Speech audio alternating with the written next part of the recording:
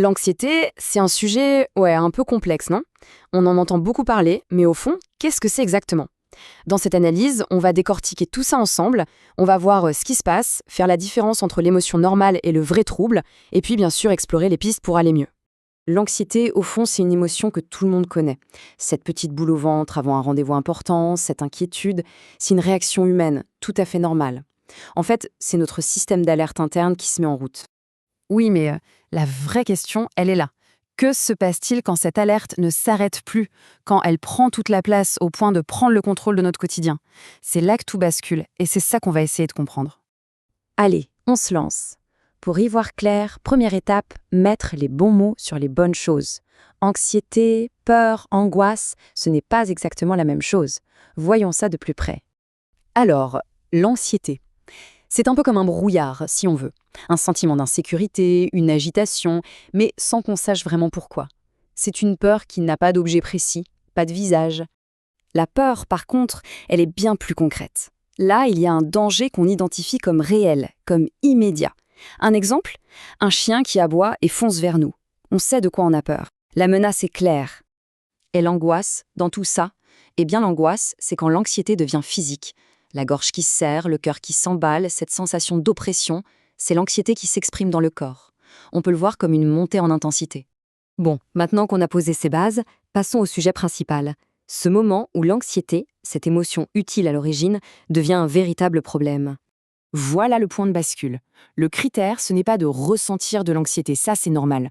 Le critère, c'est quand elle devient si forte, si envahissante, qu'elle paralyse, quand elle empêche de vivre sa vie de tous les jours. Là, on peut parler de trouble anxieux. Et des troubles anxieux, il en existe plusieurs formes. Il y a le fameux TAG, le trouble anxieux généralisé où l'inquiétude est quasi permanente. Il y a les attaques de panique, ces vagues de terreur soudaines, les phobies bien sûr, qu'elles soient sociales ou liées à des objets très spécifiques, et puis le TOC, le trouble obsessionnel compulsif, avec ce cycle de pensée et de rituels qui s'impose. Mais alors comment est-ce qu'on se retrouve piégé là-dedans? Quel est le mécanisme? Pour le comprendre, il faut s'intéresser à ce qui se passe dans la tête, dans ce qu'on appelle le cercle vicieux des pensées. Ce schéma est très parlant. Souvent, tout part d'une pensée, une pensée un peu catastrophique, du genre et si j'échouais, et si un accident arrivait. Automatiquement, ça déclenche une émotion, la peur.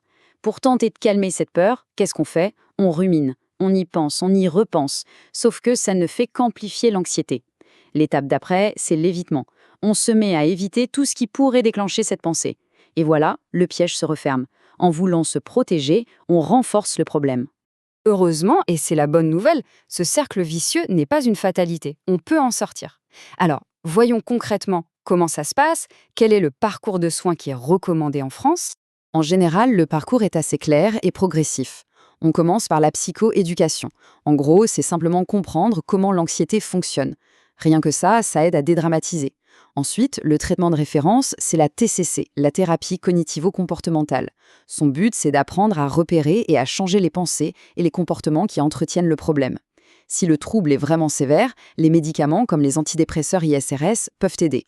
Quant aux benzodiazépines, attention, c'est uniquement pour les grosses crises et sur une durée très très courte. Donc si on résume ce parcours, d'abord on combine la TCC avec la psychoéducation, c'est la base. Si ça ne suffit pas ou si les symptômes sont trop lourds, on peut envisager d'ajouter un traitement médicamenteux de fond. Et en cas de crise aiguë, là on a des outils d'urgence, des techniques de respiration, du soutien et seulement si c'est nécessaire, un anxiolytique pour calmer le jeu, mais de façon ponctuelle. D'accord, ça c'est pour le parcours médical. Mais il n'y a pas que ça, il y a aussi plein de choses qu'on peut mobiliser soi-même au quotidien pour reprendre la main. Juste pour que ce soit bien clair sur les médicaments, il faut vraiment voir les deux types comme des outils très différents. Les ISRS, c'est un traitement de fond. C'est un peu comme un jardinier qui prend soin de son terrain sur le long terme. Les benzodiazépines, c'est l'extincteur d'incendie. On l'utilise en cas d'urgence pour éteindre le feu, mais ce n'est pas une solution durable. Et ce point est tellement important qu'il mérite d'être souligné. Le risque de dépendance avec les benzodiazépines est bien réel. C'est pour cette raison qu'on insiste, c'est un outil à court terme. Idéalement, on ne dépasse pas quelques semaines. Et puis, il y a tout le reste. L'hygiène de vie, c'est un pilier fondamental. Bouger, faire du sport, ça peut vraiment tout changer. Bien dormir, bien manger, c'est la base. Limiter les excitants, comme le café ou l'alcool qui peuvent jeter de l'huile sur le feu. Apprendre à se détendre, avec de la relaxation ou la méditation. Et un point crucial, en parler. Échanger avec d'autres, ça peut être d'un soutien incroyable. On arrive à la fin, Et on tenait vraiment à terminer sur cette idée qui est peut-être la plus importante de toutes, celle du rétablissement. Cette phrase résume tout. Malgré ces difficultés, il est possible de se rétablir de ces troubles. Ce n'est pas juste un message d'espoir, c'est une réalité. On peut aller mieux. Il faut le voir comme un chemin. Ce n'est pas toujours une ligne droite, il y a des hauts, des bas, et c'est normal. Mais l'aide existe, les outils sont là. On n'est pas seul face à ça. Et on va finir sur cette question qui est peut-être la plus importante. Finalement, face à tout ça, face à ce sentiment d'être submergé, et si le tout premier pas, le plus simple, c'était tout simplement d'en parler ?